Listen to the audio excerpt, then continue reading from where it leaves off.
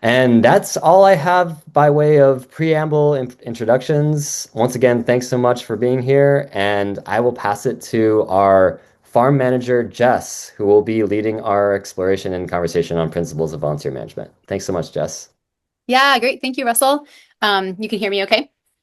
Yes, coming in Great. fine. Okay. Yeah. Awesome. So actually, Russell, I'm realizing I don't see the slides. Would you mind? Are Oh, they posted right now? yeah, they are. Let me unshare and I'll reshare. So I want everyone to be able to see the slides. So sorry about that if anyone else is having that Oh, issue. no worries. I don't know if it's something I'm clicking on here, but oh yeah, there we go. Now I see them. Perfect. Awesome. Yeah, welcome everyone. My name is Jess Bloomer. I'm our garden manager here at the Edible Schoolyard site in Berkeley. I'm really excited to get to chat with this group today about our volunteer systems here at the Berkeley site. I personally have been working in educational farms and gardens, often in school settings for the past sort of 15 years or so, and have developed volunteer programs and managed volunteer programs in a really wide range of scales and settings. So I'll be speaking mostly to what we do here at Berkeley, but we'll draw on some of that other experience too, and happy to answer questions about your site if it might be different than what we've got going on and apply some of that knowledge there. But as Russell mentioned, we're really going to kind of be sharing about our principles, our structures and systems, and just in hopes that you can walk away with more info, more ideas about how you could engage volunteers in your own space as well. Um, so we can kind of skip forward to the agenda. Yeah, this is just a little bit what I just mentioned, but then our agenda here is um to walk you through a little bit of what we do. So we'll start with an overview of our volunteer program in general, some of our guiding principles. We'll speak to some challenges kind of early on just to give you a sense of, some of our own struggles that we've moved through as we've designed this. And then really dive a little deeper into the nuts and bolts of our program, and then focus specifically on recruitment and outreach, our strategies for retention and engagement, and then how we track data and kind of assess our success. Yeah, so as an overview, we want to, well, again, dive deeper, but just to give you a general sense of like who we are as a volunteer program, what we're doing, there's a few key elements to glance at here. So the first is our purpose as a program, or as the purpose of this volunteer program is kind of threefold. So number one, maybe obviously, is to support with garden maintenance. And we, as Russell mentioned, have an acre garden here, but we have a pretty small team to manage that. So I'm part-time as a garden manager. We have educators who are educating most of the time and then also supporting in the garden when they can. But we really rely, and then we have middle school students who also do some amount of gardening work, but we really rely a lot on volunteers and interns to kind of fill in the gaps to get that much land, to care for our land well. And the second piece is that we really see the volunteer program as a way to build relationships. This garden, the garden that we manage, is part of a school and also open to the community. So it's really a community space. It's open on nights and weekends.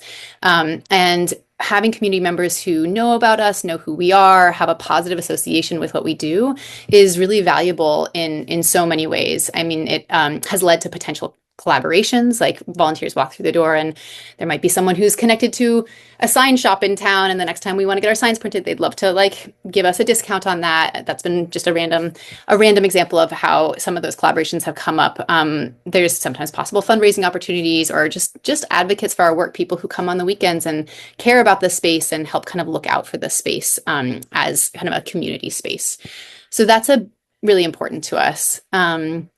The other piece, the third piece is about providing access to both the garden and to educational opportunities within the garden. So we do think of our community members as some of our constituents who we want to provide educational opportunities for. Our main focus is on our students, but we believe this work really benefits people of all ages, and it's beneficial to our students to live in a community where there are more people with access to gardens and garden education. And there's really a ripple effect. So we hope that even if someone just drops in for one volunteer day, or maybe they volunteer with us for a whole year every week, that they're taking some of what's really special about a garden and an educational garden and taking that out into the world in ways that we might not know about ever. And sometimes we do find out about it, but that really aligns with our mission of trying to really bring more experiences with nature, more experiences with food and growing food to a wider group of people. So yeah, we just hope that that impact ripples out as well. Our program runs midweek. That's when I work. So we align it with the times when I'm on site. So that's on Tuesdays through Thursdays, and then also one Saturday each month. We have volunteers who are drop-in and some who return each week as regular returning volunteers. And then just to call out that we also really focus on parent volunteers as a special category. So we'll talk a little bit more about that. But when we're able to fold them into our program, it kind of enhances our mission in multiple ways since they are really part of the King student community as well. Yeah, so we'll move on to our guiding principles next. We wanted to put out for you just some of the key principles of our program, and we did not sort of start with this list. This is what has emerged as we've been building this program over the last kind of 2 to 3 years. We have really noticed and as we were reflecting on it, we sort of what were the key pillars that have helped us be successful in this work. So and to be sure, like some of them, were trial and error, and we learned through doing the opposite and realizing that we were struggling. So I'll walk us through them a little bit here, and then I think you'll kind of see, I'll be referencing them throughout the rest of the presentation. But the first is to really establish a pretty clear purpose of the volunteer program. I spoke about that on the last slide, and it's been really helpful to us, specifically to help us make decisions about where we want to focus our efforts, because managing volunteers takes a lot of work. And so if we can really think about what our focus is and our purpose of it is, it helps us kind of make decisions about, like, is it worth it for us to put this extra work in? Is it how should we kind of direct our time? And this next one is sort of tied into that for us. So part of our purpose is that our volunteer is one of our constituents, not necessarily our main constituent, but is someone who we do care about the benefit and the value of the experience for them. And I sort of put this here just to call out that volunteers are not always the most efficient or effective gardeners, and sometimes they are. Sometimes you get someone who's like really skilled and really talented and really comfortable in the garden, and a lot of times you get someone who's just like very curious. And if we can really frame for ourselves that the volunteer is a constituent, it helps us slow down to a pace that is and a style that will work well for whoever shows up that day, and kind of helps us set our expectations realistically, which I think just keeps it a positive experience for everyone, and helps us see success even on a day where volunteers might not get that much done or accidentally pull out an important plant that you had hoped was going to not get pulled out. Like when we think about that volunteer benefiting from their learning experience, then it helps us kind of keep things in perspective as well. Connections is our next one. We just really emphasize opportunities for connection between volunteers and each other, between volunteers and staff. And I really think that's some of the reason many of our volunteers keep coming back is primarily for the human connection. And the garden is either nice or neutral for them, but that they're really seeking a time to build community and connect with other people. And a garden can be a really nice, like, sort of low pressure way to do that. You're working next to someone. You don't just have to like sit over a cup of coffee and like maintain eye contact for hours. You can kind of like connect in a different way that I think is really appealing to a lot of folks. So we also notice that our staff really benefit from connecting to the broader community, people who are excited about the work, who are new to the work, and kind of keep that learning energy there, so that as our staff can feel that sense of pride in the work that we do, and also just get a chance to meet people, interesting folks from the community as they work.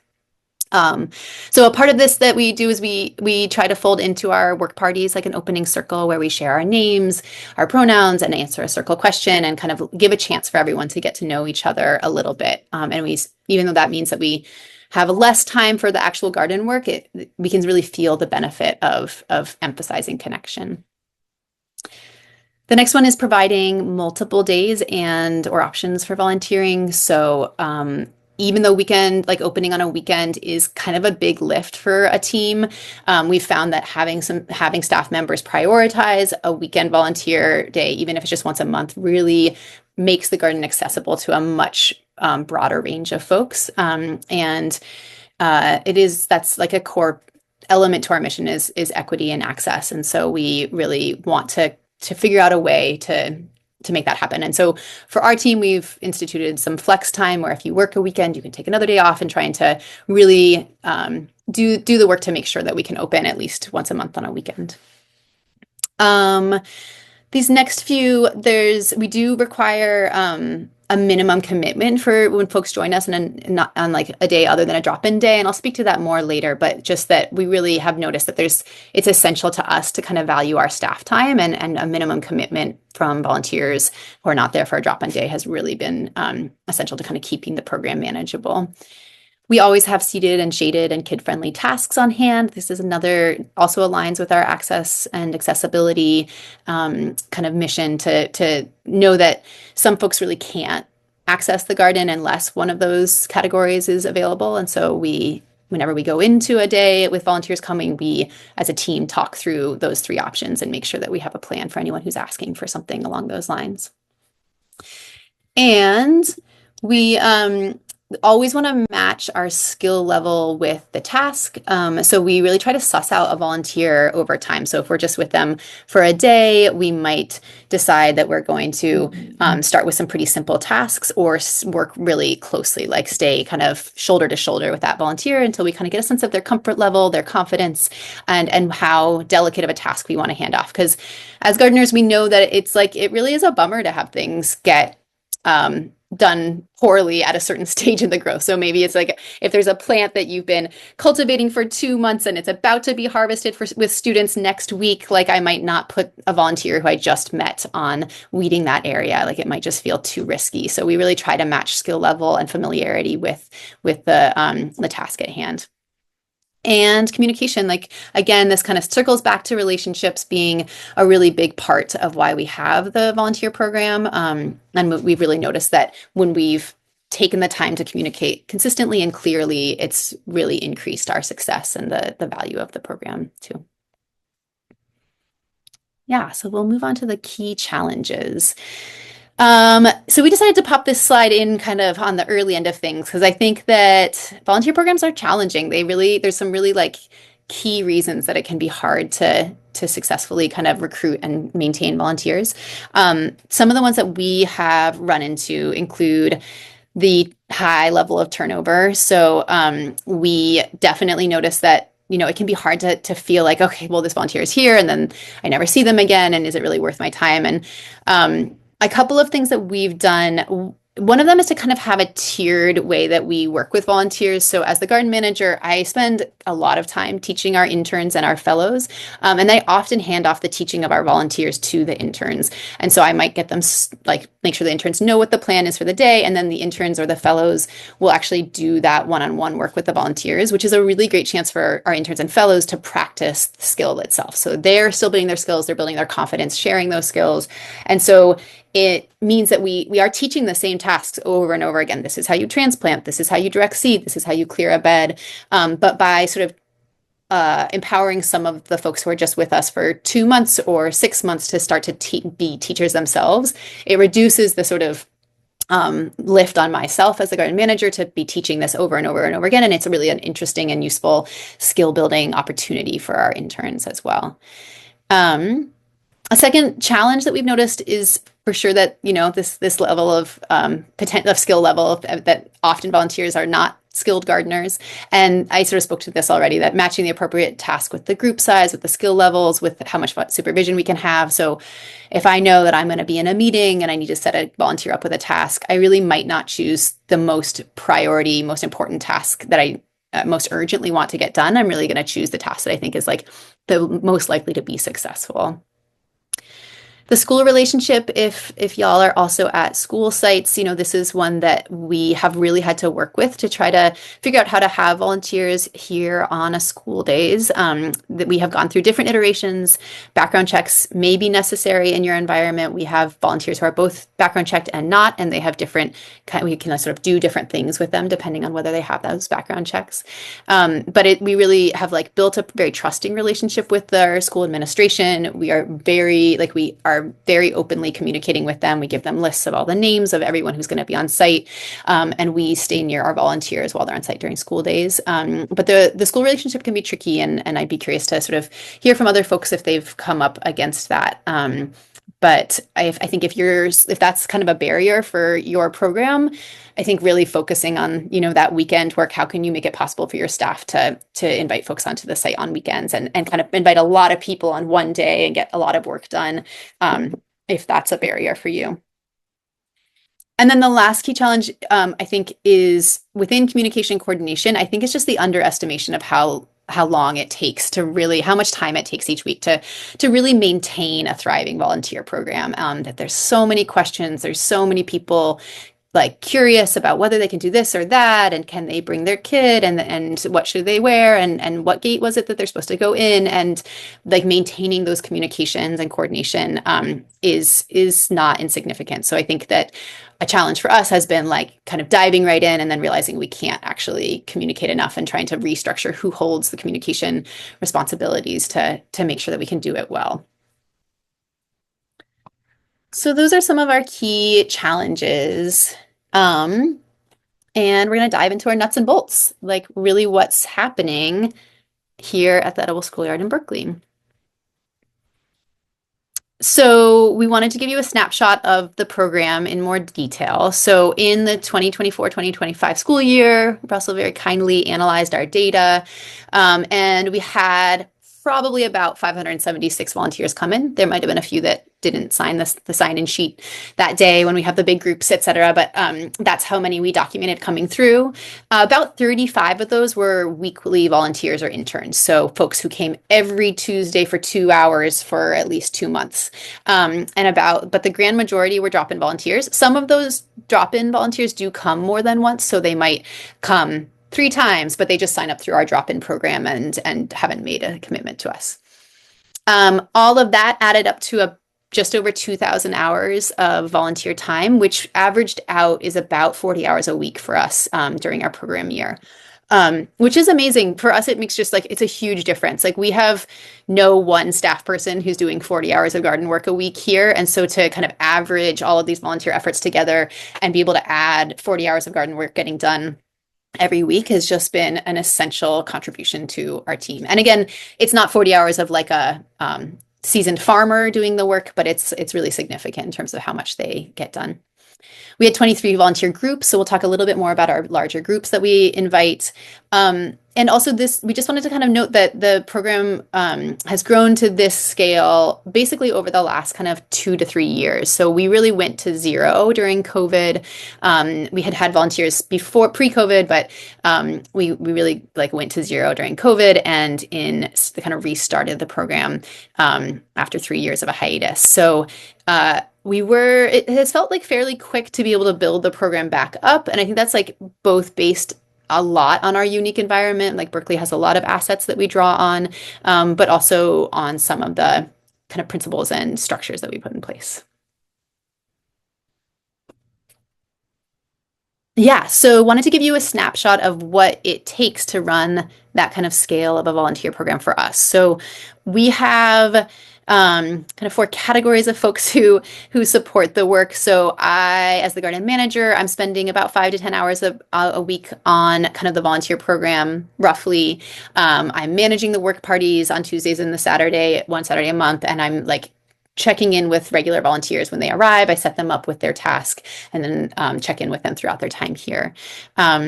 And then we have a couple of fellows who I'll speak a little bit more about who are here with us full time for a year, who are here through AmeriCorps. And there's a couple of them who are helping with the garden management specifically. And they spend kind of collectively about 5 to 15 hours a week, kind of doing similar things to what I'm doing as well, and sort of setting up volunteers with tasks. They also coordinate our lunchtime volunteer program, which I'll speak to a little bit in a moment.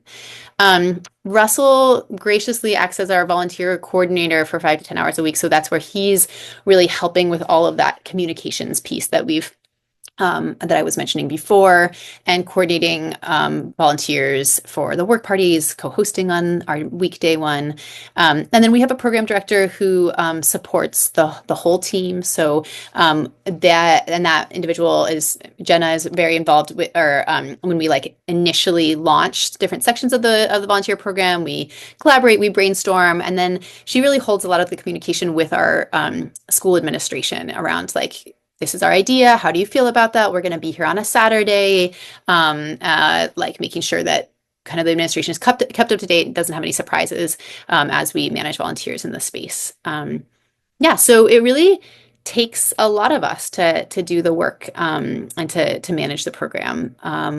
you could definitely be scaled down from this, but this has kind of been for us to maintain 40 hours a week of volunteers. It takes about this much time. It's kind of like 15 to 40 hours of management as well. Cool. Let's move to the next piece. So there's about 4 key pathways to volunteer at the Edible Schoolyard at Berkeley.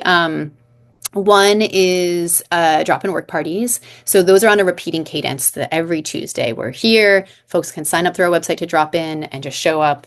They get all the information through the website. And then once a month on Saturdays. We have committed weekly volunteers. So those are folks who have yeah, well, actually, I'll go through these all in a little bit more detail in the next slide. So just to name the 4 of them, we have the drop-in work party volunteers, we have committed weekly volunteers, we have group volunteers, and then we have interns and fellows who often actually have a stipend. So it feels like for many of them, like it feels like volunteer labor. It's unpaid labor on our end, but they may have access to a stipend from the partner organization. Yeah, so we'll jump into the first one, which is our drop-in work parties. As we mentioned, we run them every Tuesday and then once a month on Saturdays, roughly on the first of the month, but we have found that we sometimes have to change that, and that cadence, it hasn't been a problem to kind of make it sometimes a different Saturday of the month. We do request RSVPs for these, and during the school day, we require it. So in order to join us, you have to sign up through the website. You have to, have signed a waiver, and we have to be able to give your name to the school so they know exactly who's on site that day. It's optional for weekends to RSVP, but it's always nice to have a sense of how many people might be there. We really tried to build connection through the opening circle that I mentioned before. We're learning names on Tuesdays when there's like a group of more like 10 to 15. We'll do an opening circle. We'll learn names. We'll stretch together. We'll answer a question together to kind of build a sense of who's in the circle, and sort of seed some conversations through that as well. And then also through group work. So like if we expect to have 10 volunteers, we'll probably try to have about 3 tasks. So we're not going to kind of split everyone up into individual tasks, but really keep people in groups so that they can work together. And there's just it's generally more pleasant to work on a task and see it get done with other folks as well. We try to keep it about 1 to 10. So if we see that we have a big volunteer day coming where a group of 70 wants to show up, we would want to staff it with close to 7 staff members. That's usually myself and then 7 interns or maybe 1 other staff member. But we do try to have enough staff. We have run big work parties with just myself. It's just it takes a little bit of a creative planning in terms of how to get everyone set up with tasks that way. And we always send thank you emails after our Saturday work parties, especially because we want folks, our Tuesday ones get automated thank yous from the program that we work with, and I'll let you know about that in a moment. And then we send a personalized thank you email after our big Saturday work days, just to make sure people feel a sense of gratitude. It also gives links to all of our kind of social media opportunities to connect through our newsletter or our Instagram, and even a link to our donation page in case they had a really wonderful time and want to kind of support our work in that way too. Our next category are our committed weekly volunteers.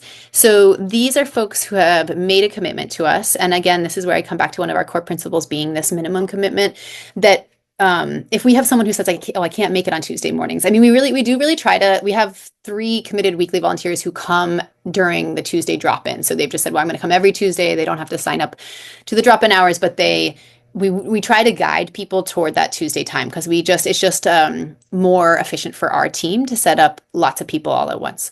But if we have sort of found that the sweet spot for us is that if someone can commit for 2 months, or 8 weeks, for 2 hours a week, then it's worth it to us to sort of say, okay, you can come Wednesday mornings for 8 weeks or more.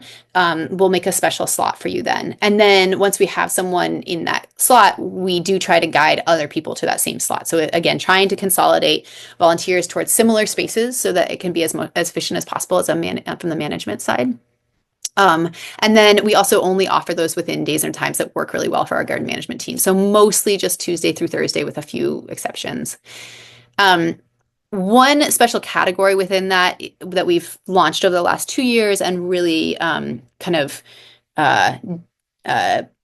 put some more finesse on it this year, I think, is our weekly lunch and recess volunteers. So as a program, we try to open our garden to students to come in optionally during lunch and recess as much as possible because they really love being in the space. And it's an acre, so it takes about 4 adults to supervise the space safely and to make sure that folks are kind of within eyesight of an adult at all times. So it takes a lot of people to manage that across 3 different lunches for all of our grades. So we've really focused on recruiting parents specifically for this job because it's a really sweet time for parents to connect to kids. And we do ask folks to commit to the entire semester for this commitment because we do a special orientation for them, and it takes a lot to recruit the parents and orient them. And so in this case, we do ask for a longer commitment of a whole semester. Yeah, and then just the general process for this the committed weekly volunteers is that the garden team will set volunteers up with tasks and then mostly let them work independently. So sometimes we will work side by side with them, especially if they're new.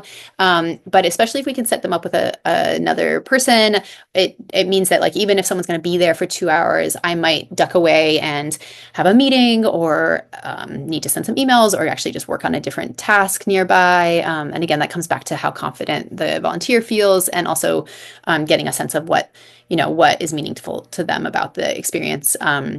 But generally, we kind of get folks, especially if they've committed to coming weekly, after the first couple of weeks, we really like trust them to once we've explained the task, that they can work independently and come let us know if they have questions. But we do try to pair them with other volunteers when we can. Our next category are our group volunteers. So we do host a lot of groups. We had 23 this last year, and that can range from college student organizations. So we are really lucky to function within a few miles of the UC Berkeley campus here, which is a very large campus. I think it's like 30,000 students or something like that. And so maybe even more, we really benefit from that group of folks. There's just a wide range of people who are looking to volunteer, whether that's for just interest or class credit or a way, they're part of a volunteer club. There's just a lot of college students who can move through the space. We've also had middle and high school volunteers, corporate groups, meetup groups who are looking for an activity to get together, church groups. Like there's been a really wide range of who's showed up as a group volunteer for us. And we welcome groups and welcome them to come for free if it aligns with an existing drop-in day. So if they can come to our Tuesday morning hours or if they can come on Saturdays, that's wonderful. And we guide them toward those dates. If they have a specific date and time they want to come, like they're like, oh, I can't come, but can we bring these students on Thursday at 2:00? We do have a fee request that we request for them to come to those times because it just takes a lot to do any work outside of our established structures. It takes a lot of staff time and energy to do that. And as we've mentioned, like volunteers are a little bit variable in their actual abilities in the garden. And so we've identified that we do need to charge a fee for these groups. And the other piece of this is that we do find that there are a number of these groups who can pay a fee. So if they're associated with a school or if they are associated with a corporate group or a local business, they may have set aside some amount of money that they can donate to an organization, and so they can make that work.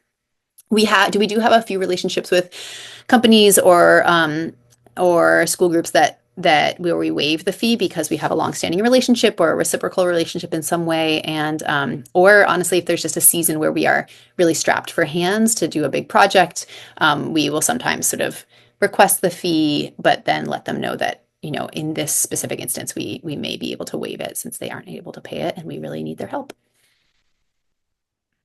Yeah, then moving on to the next one is our interns and fellows. So this is like kind of a gray area where they are not just in the volunteer category, but I think some of the systems that we use to support our interns and fellows are kind of related to volunteers. So it feels worthwhile mentioning these folks. The fellows, so these folks work with us usually between 6 and 20 hours a week, usually for about 2 to 9 months. So the one exception to that's listed on here is the California Climate Action Corps, which is paid by AmeriCorps. Those fellows are with us full time. So they work with us like 37 hours a week. So that's like kind of a unique separate program. But we have a whole range of other kind of partners we work with where folks show up to be an intern or a fellow with us. We do our own internal summer fellows program where we just recruit folks. We put out a posting to say, like, see if anyone during the summer is able to work with us for a minimum of 15 to 20 hours a week. And sometimes those folks are able to obtain funding. We've had folks visiting, like students who grew up here and went away to college and have come back, and they can obtain funding from their university to work with us. And so it's free to us, but they're getting paid.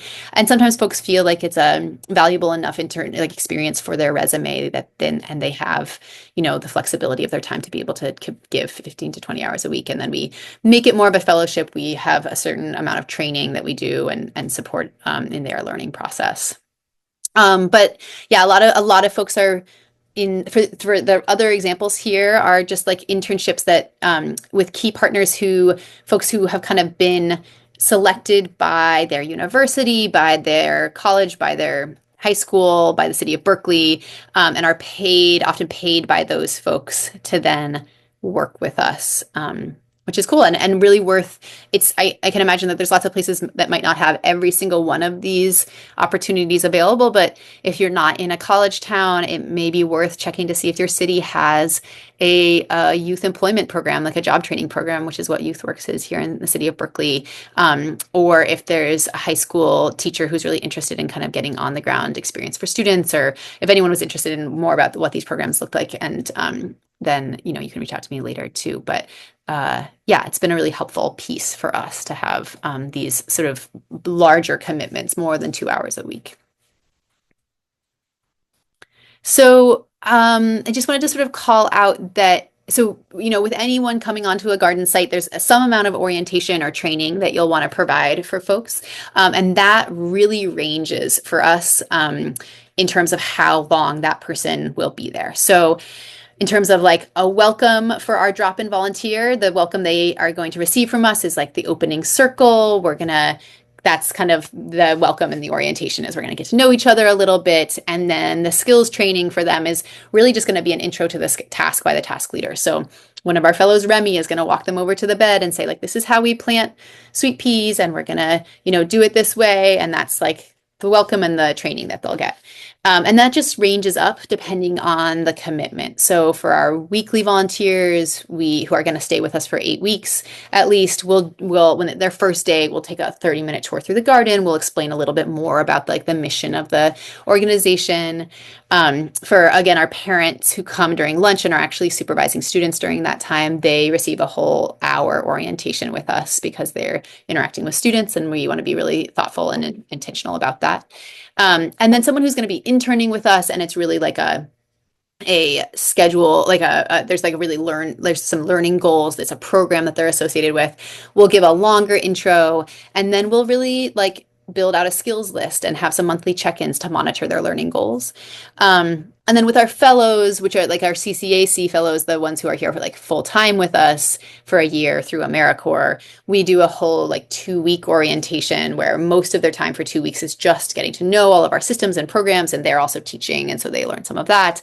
And even on the garden side, we have a multi-week sort of trainings about the irrigation system and the chicken coop and like all of the different systems. So just to give you all a snapshot of how there's like a real range of how in depth we go with this system of orienting and training people. Yeah, so we'll move on to the next one. I think within communications, we wanted to just give a snapshot of, I had sort of spoken to earlier, the idea that there's more to the communications than we would maybe have initially that our instincts had initially said. So for instance, in building this program, I was kind of like, great, I need some volunteers in the garden. I will just give them my email. We'll communicate that way. And it pretty quickly felt pretty overwhelming to try to manage all of the requests and match people to times. And so a couple key like, and this is a list here of just kind of all the sort of repeated communications that happen, which you can glance through. But there's like, we email the school every week. We communicate with our Hands on Bay Area platform, which I'll talk about in a moment, kind of weekly. We're monitoring for absences and questions. So there's just lots of little communications that happen throughout the week. And one of the key strategies that we've had for this is to create a specific email account. So like an email account that's really that people can write directly to, and then actually different members of our team can check that and just know that like any volunteer communication is going to come in through that. So that's been a key communication strategy for us.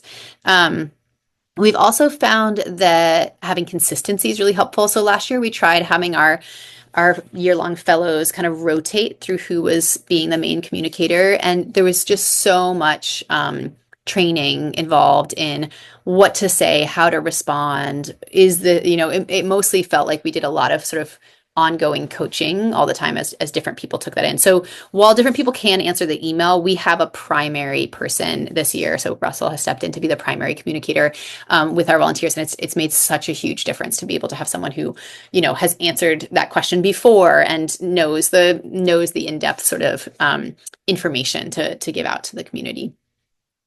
I'm just to put out there that we use a mail merge service called Yet Another Mail Merge, or YAM, which has helped us kind of within the Google suite of tools and Gmail, being able to send group messages, because we now have a listserv of over 500 people that we send this monthly email to. So that's been really helpful. Yeah, so moving on to recruitment and outreach. Our next slide. So again, I sort of spoke to this before, but colleges and universities, there's just such a wealth of opportunity there to connect with folks who can volunteer. So for us here in Berkeley, at UC Berkeley, there's a specific institute called the Berkeley Food Institute. So if you're near colleges or universities, it's worth kind of finding out like who's working in food or environment, and is there a way to connect with them and just let them know that you have these volunteer opportunities. So for us, Berkeley Food Institute has a listserv where we could post volunteer opportunities or summer fellowship opportunities. And then they also just have a connections with students. So we have a connection with the manager of that institute, and she can kind of let folks know about us and pass that along to some of the students who move through that space. We also connected with, again, like some of the faculty who share relevant or teach relevant subject matter. Some of them require their students to volunteer in a hands-on way in the food system and somewhere, and give a list out of places they could volunteer, and we're on that list, so we kind of get regular volunteers coming through that channel. And the student organizations often find us, and that can be sometimes through our web's presence, and I'll speak to that in a minute as well. So yeah, I'll speak to that right now. Hands on Bay Area has been a really just like kind of a transformational relationship for us. So we do have a website, and all of our volunteer opportunities are posted on our website. But to kind of find us, you'd have to be looking for us in that way, or you have to already be on our Instagram. Hands on Bay Area is a local volunteer hub that connects volunteers with places to volunteer. And I believe that they exist in other places around the country as well. And if not in the exact name Hands On, there's other types of organizations like this. So it's worth kind of looking to see if there's something like this in your region. And this has really been a game changer in terms of making our drop-in work parties kind of worth the effort, because people can find us by just searching for keywords on the Hands on Bay Area website. They might search for gardening, or they might search for like Tuesday, October 6th, like what could I do? I have some free time. And then the Hands on Bay Area has a calendar that populates all their opportunities, and people can find us there. So we have just so many volunteers who find us not because they knew about us or our program, but because they knew to go to this one sort of centralized space for volunteer opportunities. The other piece about this is that Hands on Bay Area, like once you're set up with them, they send automated emails to, so folks actually RSVP through Hands on Bay Area. So there's a list, and we can see a list of who's going to come to our drop-in work parties. And then Hands on Bay Area already has like a whole system set up where that person gets a reminder email that says where to show up and what to bring and those details. And they get a thank you email. And that really has been a game changer in terms of our ability to coordinate and reach out to to a wide number of volunteers. There's no fee associated with being in relationship with them, but we did have to commit to a regular cadence of volunteer days. So they won't post one-off events, but they will post an every Tuesday event or a first Saturday of the month event. So it was kind of the part of the thinking on posting those was that we could then access hands-on resources, and it's really paid off for both hands-on resources and then also the cadence of our own kind of commitments internal to our site. And then the last thing about Hands-On Bay Area, which the acronym is HOBA, is that they um, sometimes do coordinate group events also, so where they can come and bring a group that actually has some funding to pay for supplies, and might say like, hey, do you want to work with this group that has 20 people that want to come on this day, and they can pay for their supplies, and that can be a real benefit to the organization as well. Yeah, so just to put like a specific highlight on school parents, I think that there's just so many benefits to finding ways to involve parents in schools. I think it's really good for kids to see their parents involved in schools. I think it's helpful for parents to feel like they're welcome on campus, there's a place for them within the school setting. I think it like helps achieve a lot of the goals that schools have for students to feel like more welcome on site, and then also that there's kind of a holistic wraparound support for them, that their parents are aware of what school is all about for them, and that parents have a way to kind of communicate with the school. And so while we are not like the direct line of communication for parents to the school, we like by providing a space for them to volunteer, we kind of help deepen that relationship to parents, and give them a way to be on campus and for their kids to kind of see them during lunch or recess. And it can be really hard to get a lot of parent involvement. I know that at many of the organizations I've worked for, that it has been hard to find parents who have the time or the ability to kind of come volunteer, and for a number of barriers. But so it has taken us a while to figure out what the best communication channel is to access parents and to recruit them. We have found that it's kind of best to use all of the channels that you can find and then sort of see what works. But we have a PTA where we can like post announcements in their weekly newsletter. We have a vice principal's WhatsApp group, which actually this year has been the most successful in sort of pinging parents and inviting them to volunteer with us during our lunch and recess time. There's a coffee mingle where they invite parents to stop and just drink a cup of coffee after they drop their kids off. And we've gone to those with flyers. We've encouraged parents who are volunteering with us to tell their friends or invite, a friend if they've been having a hard time catching up with a friend, like maybe they can both volunteer during their lunch hour on Thursdays, and that will be a nice time for them to connect. We've collaborated with parents who are running like the environmental club here, and then they decide to kind of run that in the garden. We've built relationships that way. So there's a number of ways to reach out to parents, and we have found it really hit and miss. So just kind of trying them all has been our biggest success. Yeah, so retention and engagement. So this piece, like I think it's like one thing to bring volunteers through the door, but without retaining at least some of them, it's just really so much work. So we'll dive into some of our strategies for this. So again, some of these I've spoken about a little bit already, but that building of connection to volunteers, I think really is a key part of our program. Got volunteers feeling welcome, volunteers feeling like they're part of the team, they're part of the crew. Yeah, has been really important. We do that through pairing volunteers together, encouraging that sense of community. Again, the consistency of our drop-in dates, people can kind of rely on. I can come every Tuesday and be there. And then paired with that, like an opportunity for regular volunteers who are like, it's like Thursday mornings are the only time that I can come with my work schedule, but can I do that? And if we get this minimum commitment, being able to open up to folks who have this like one block in their schedule where they can come has been important.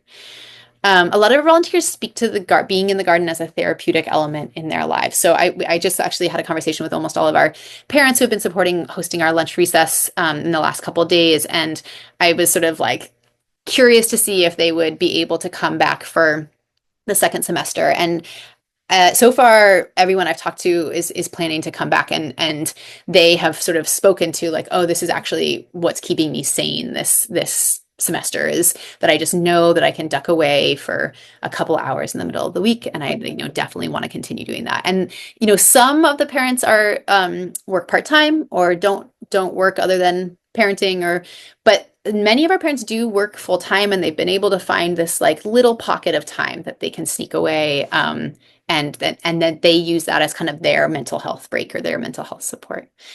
And we do really try to be thoughtful about volunteer appreciation. So we just had, as this semester wraps up, we had our students harvest our purple daikon radishes and make pickled daikon radishes, and our interns made these like beautiful pressed flower cards, and we were able to give a gift to our volunteers just to say thank you for their time and just make sure that they don't go unappreciated or unacknowledged because it's like such a gift to have people give their time. So the next slide. Yeah. So the next thing that we'll talk a little bit about is tracking data. So jumping in, we have found it very important to keep track of just some basic data. And that's basically like just who, like the person's name, their email address if they're willing to share it, and how many hours they came on what day is kind of like, and then whether they signed a waiver are kind of the key elements that we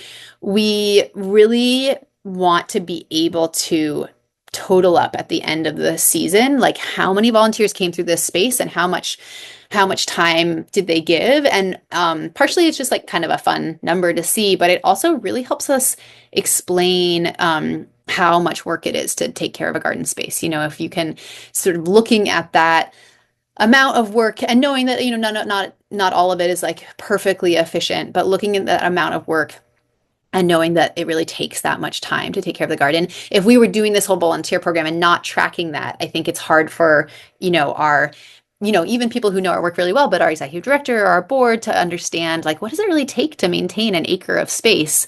It's really helpful to be like, it takes the staff and these 500 volunteers to do this work and to kind of show that there's a lot of work happening here.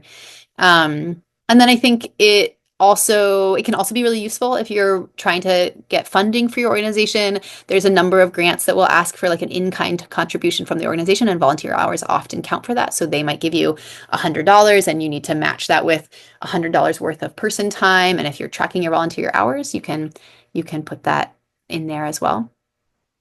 Staying in touch, of course. So if we can have them write down their email, but then we have to like take that moment to enter that into our data log so that we can send a group email and invite them to come to the next day or send a thank you, that kind of thing. And there is like, one piece of that is there's the potential to cultivate donors within volunteers. So if we can stay in touch with folks and build a relationship, maybe there's someone there who can help us kind of build out our financial, like build out different programs or different be able to contribute in other ways or connect us to someone who can help with donations to the organization, that kind of thing too. Yeah, so the next page is just a list of some of the tools that we've used for tracking data. We'll show you a picture of the physical sign-in sheet that, we track every volunteer visit and how many hours folks contributed during that time. We enter that data into a Google Sheet. The interns do this job of entering the data. And then we kind of populate from that our volunteer listserv. And then we're also able to use that Google Sheet to calculate kind of all of our numbers and crunch the numbers of how many people came, et cetera. We're curious of if we could like fold all this into Salesforce. Our organization is just kind of getting on board with Salesforce. And so maybe I just say that to say that maybe that's something your organization already has and maybe there's a way to do it kind of succinctly through there. So we haven't done that yet, but there might be a way to do it through that as well. Yeah, so this is just a quick snapshot of our sign-in sheet. So this is how we kind of collect the information from our volunteers and make sure that we've got our waivers signed, and then a column to like check off if that data got entered so we don't miss any data that came through. And that brings us to questions. Curious if anyone, has questions. I know we have kind of a small group today, so I don't know, or Russell, if anything has come through the chat that we should answer. So far, haven't seen any questions in the chat other than like asking if we're going to send out the slides, and we will, absolutely. We'll send out the slides and the recording, and I'll send that out by the end of the day, Monday next week. Might be able to get out tomorrow. So, yeah. Great.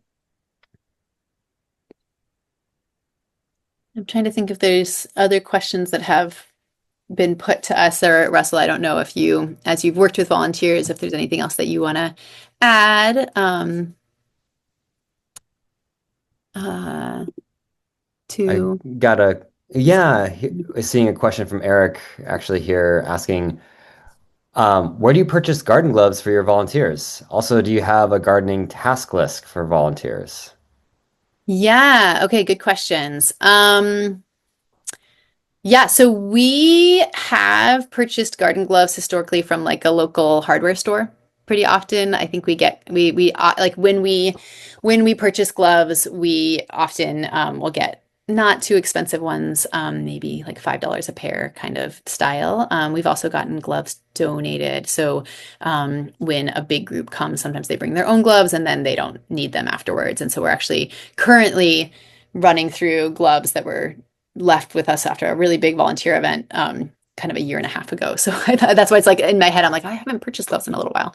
But yeah, mostly like local hardware stores, kind of the soft with the plasticky side to them are mostly the gloves that we use. We do have a gardening task list for our volunteers, but we don't usually have them work off the task list themselves. Like we do like a direct personal handoff, just because we found with volunteers, even with our interns and fellows, unless like it's a task that it's like pretty much identical to one that they've done before, it feels a little like it's just nice to go look at the space together and say like, yep, you're going to clear this bed. Oh, but that snapdragon, like let's keep that there. And just capture any questions there. So I make a garden task list for the whole, each week I make a new garden task list. And then I kind of within that task list, I also like decide what tasks we'll focus on for the Tuesday work party. And then, you know, if we have like a different group of like you know, there's 3 volunteers who come on Thursdays, I'll kind of make a note to myself of which ones are going to be set up for each type of volunteer. And then actually for our lunchtime volunteers, they all garden while supervising adults. I mean, while supervising the students. And those tasks are kind of specific to something that you can do while in the specific zone you're supposed to be supervising, while sort of being able to keep an eye on things and not have to move to get more tools and that kind of stuff. So those tasks lists we do actually have written out because some of our fellows manage that program. So then I'll like set aside those tasks of like in zone 1 for supervision, you know, pruning the salvia would be a good task that day, and I'll kind of set a few tasks in there. So there's lots of tasks lists floating around this office, but I think the takeaway is that like I do actually like pretty intentionally think through the tasks for a couple hours at the beginning of each week, and then sort of subdivide them. And some of our fellows can then set folks up with the task, but I usually much prefer to like, even if it's like me talking to Mallory, one of our fellows, and saying like, here's the 3 tasks. Sorry, I'm in a school building and there's now an announcement going on. I'm gonna pause for a second. Yes, Latino Tomato is having a bake sale under the big tree. Thank you. There you go. Bake sale happening now. Yeah, so I think that I just really prefer, if at all possible, to make that kind of verbal connection. Uh, Thanks, Jess. Yeah, and thank you, Eric. Just a second ago, Kate asked in the chat, what's the most challenging with managing so many volunteers? um, I think it is a little bit of a little bit mentally exhausting to kind of track the comings and goings of so many people. So sometimes it's like, you know, if it's for whatever reason, like the volunteer work parties get canceled for the weather or something, like it's like very noticeable to me if there's a day where no volunteers are coming through, and it's like I do a lot less actual hands to the soil gardening than I would if we had no volunteers. So both because, you know, other people are doing that work, but also because it just takes a lot to sort of set people up, answer their questions, and kind of move through that space. So for me, the most challenging is that it like managing the volunteers is is time that I'm not gardening, and I can sometimes feel like, whoa, this person just arrived and this person left. And I think that like I'm getting better at drawing boundaries around like, actually we can't take anyone on Monday because I just like I don't have the capacity to manage anyone else. I think I struggle with saying no to folks who want to volunteer because I'm like, yes, like access to the space, everyone should be able to come. If you want to volunteer, I want to say yes, but I do think that that for me is the most challenging, is that it can really scatter my day to have people coming and going.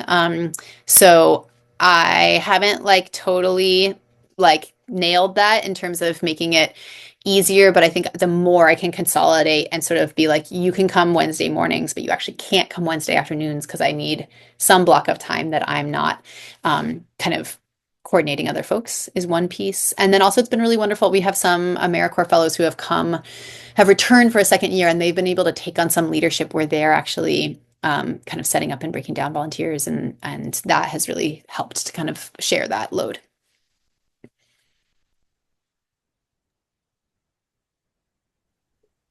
Thanks so And maybe, much. sorry, maybe the other thing I'll add to that is I just think that there's an unpredictability inherent to volunteers that you kind of have to be flexible with. So we've had, even today, we had a volunteer who comes every week who just didn't show up, and we kind of had to, in the moment, kind of respond to that, and because it was to supervise students, so we had to, figure out within the team. So you're kind of like always building in, like, even though a volunteer is supposed to do that thing, I think I'm always kind of holding space that like, well, if they don't show up, I'm going to be accountable to that.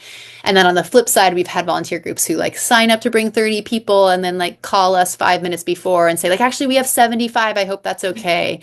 And like, that can also be like pretty stressful to be like, whoa, how am I going to like give 75 people a good experience when we only have 30 trowels on site and that kind of thing. So I think the unpredictability, I think you got to kind of be game for that and really keep returning to the believing that the volunteer experience is valuable, or it can be, there's like some burnout that can happen from being so scattered between people, and also from kind of their inherent unpredictability.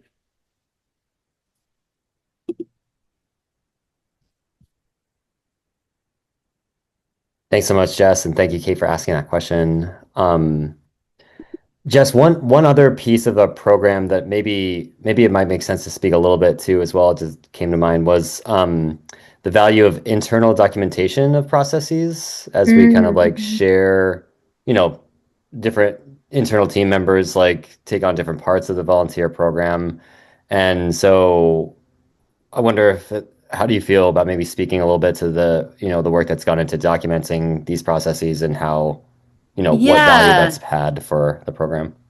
Yeah, happy to. And then feel free to add as you've like experienced it as well. I think, yeah, I think I mean, I've like worked for a number of nonprofits, and I think I have sort of a real sense of like, it's not really worth building something unless you're going to write it down and so that it can continue, beyond your tenure, or it can get refined. And there's like, we can all talk about the same thing because we've kind of like established that this is how we do it now, and how do we want to do it in the future. So to that end, I mean, we have actually like created an internal job description about volunteer management that is a document that kind of describes like what does it mean to be the sort of volunteer point person for the organization. And there's been times where we had a fellow fully in that role, so they were like taking on all of the pieces. This year, we've kind of actually like split some parts of that role. So like Russell is doing some of them, I'm doing some of them, our garden management team is doing some of them, but they're all sort of like held within one document. And that document is actually also tracks with like a Google Calendar, a specific Google Calendar that's all about volunteer systems. So that has on that Google, you can like turn that Google Calendar on, and you can see what are all the steps that are happening that week to kind of keep the volunteer system running. And there's actually like there's an invitation for every time a volunteer, like if there's someone who comes every Thursday weekly, there's like an invitation to set them up, so that can get handed off between folks. So if I can't do it this week, I can hand it off to someone else. We can also like toggle on and off just all the volunteers, their schedules, so we can kind of see who's going to be here this week. So yeah, I think that's we've created like a frequently asked questions document that kind of, where we're trying to capture we get this question again and again, we can actually even just like write a response and copy and paste it. Like, can I bring kids? Like, how old do they have to be? We have like a response to that. We can just, so that there's a little bit less of kind of asking around, especially as we've noticed that it's a big lift to communicate and coordinate with volunteers, and we've actually passed it around within the organization a little bit. I've worked for organizations who have the kind of an outreach coordinator, and that's like a full-time position. And here at our site, we've been kind of figuring out who and where do these pieces land. So having them kind of all written down, even calendared out, has made it much more possible to kind of divvy out that work, and also to acknowledge the work and to recognize the work, and to not just be like, oh, cool, volunteers are here. Like, I'm so glad that just happened to happen. And then, it actually took a lot of work to get them there, and to make sure that they, were, that the whole project was organized. I don't know if you want to add anything to that, Russell, or if that was kind of what you were thinking too as well. No, thanks. I mean, totally that was what I was thinking for sure. And I mean, I could just add, as someone who's, relatively new to being on the volunteer program team myself, having that documentation as a first step to refer to has been super supportive and super helpful. And so it's like I'm able to see and look up like what is what is the communication to send out in if the volunteer asks this question, or what is what's sort of the checklist of steps to take with sort of like verifying attendance through our Hands on Bay Area site, and being able to refer to that with our internal documentation and have that be my first step to go to.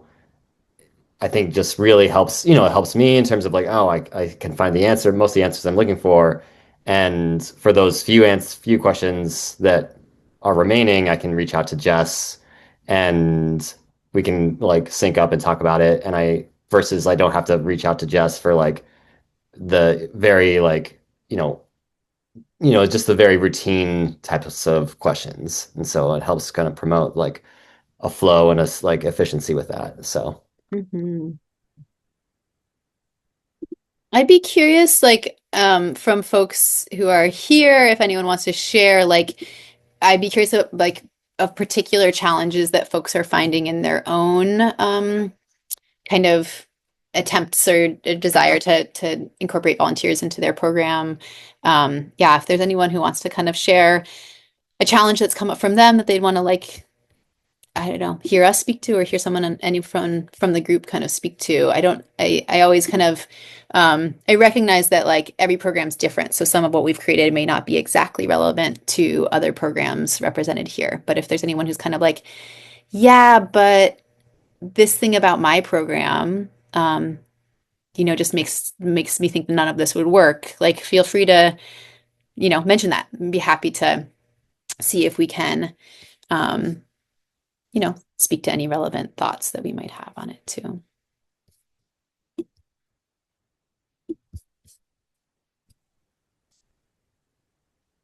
And I just want to add, if it would feel better for anyone to stop the recording and just have this be kind of like an internal space to like talk through that, if that feels like, if that adds a level of comfort that being recorded doesn't provide, we're willing to like, pause the recording, have it be, have this just be an internal conversation, internal kind of workshopping session or kind of, exploration. And then, you don't have to worry about it being recorded and sent out or like, yeah. So I just want to add that.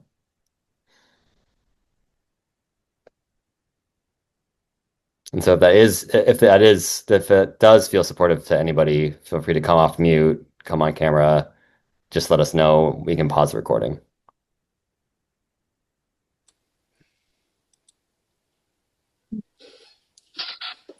Hi, Jess. Hi, Russell.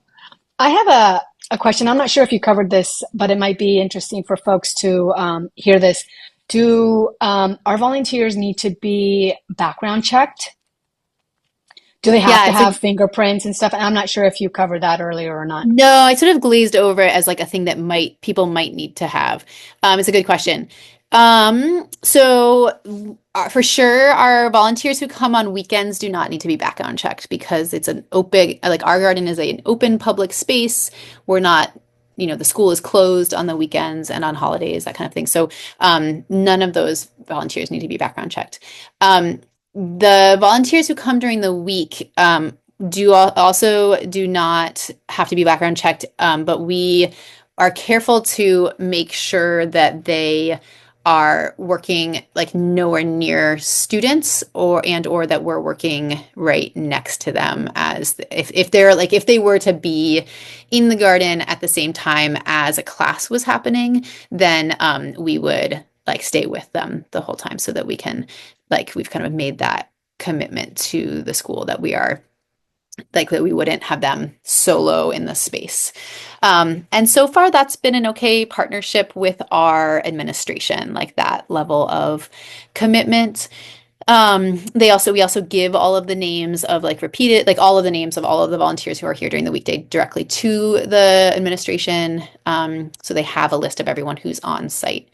This has been variable depending on the administration of even our school. So I think it's something to really cross-check with if you're on a school site or anywhere that works with students or young people.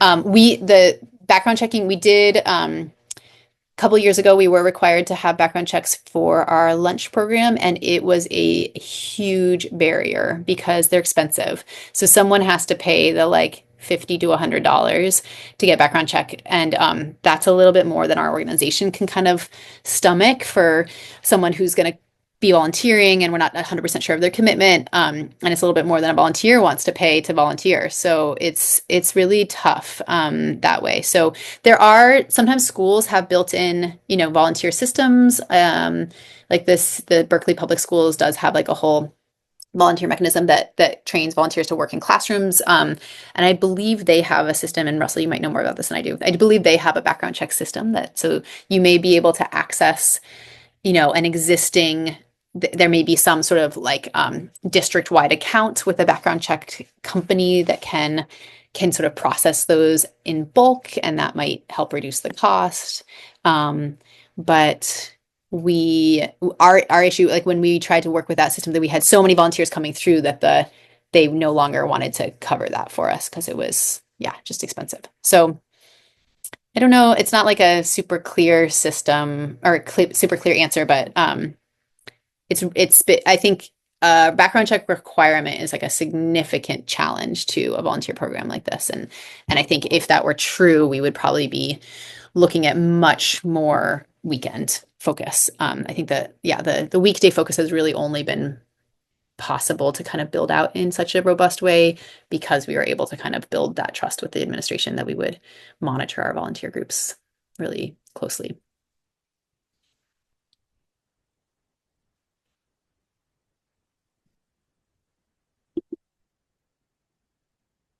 Yeah, I mean, I guess maybe just in the remaining minutes, like if there's anyone who has a site that's, where you are managing volunteers and want to kind of like describe it for the group, we'd be happy to like hear about other programs that are running volunteer programs and how it might be similar or different, or something about what we've been talking about today that might feel applicable to your site. If anyone wants to share, that's great. We'd love to hear a little bit about what you do. Or any final questions are also great.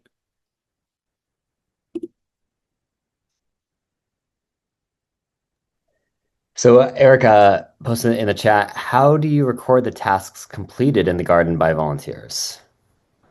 Yeah, we check them off our task list primarily. And then I've wondered whether there's a value in like keeping any amount of data about like what folks actually got done.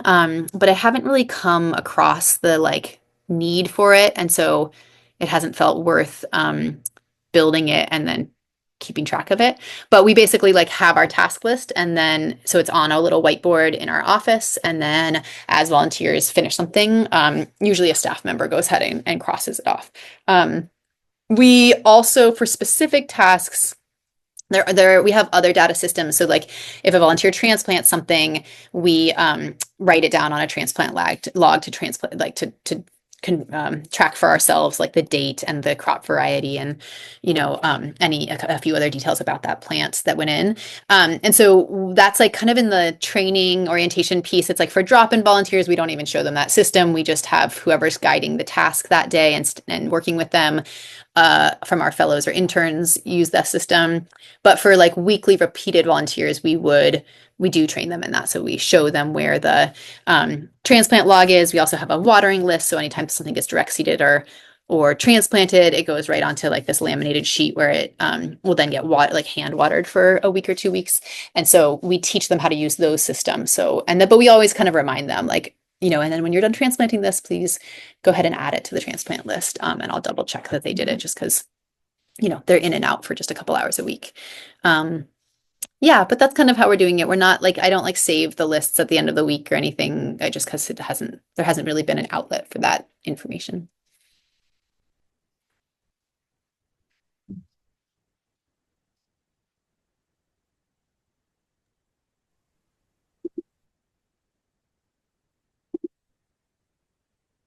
And I guess I'll just say that if anyone's interested in like those systems, I think we have a recording of a whole garden management PD that we did last spring, where I have all sorts of clipboards and whiteboards and stuff that are, part of that presentation. So if that side is you're like, but I just want to see what that whiteboard looks like, that's available on our website. Russell can probably tell you more about that. Oh yeah, I'll send it out as an additional resource in the follow-up email for this one. Cool. Yeah.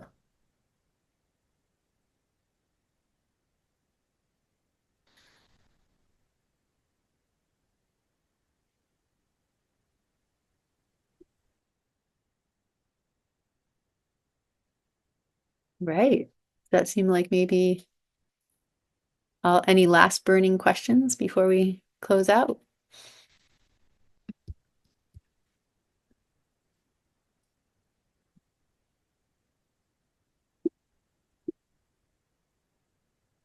Cool. Thank y'all so much. It's just been great to have a chance to kind of think through our systems. Thanks, Russell, for partnering on putting this together. And we really love staying in touch and being in community. So please, yeah, stay in touch with us. Maybe, Russell, you can share a little bit more about how to do that. But I appreciate y'all coming and spending a couple hours on a very busy time of year to talk about volunteers.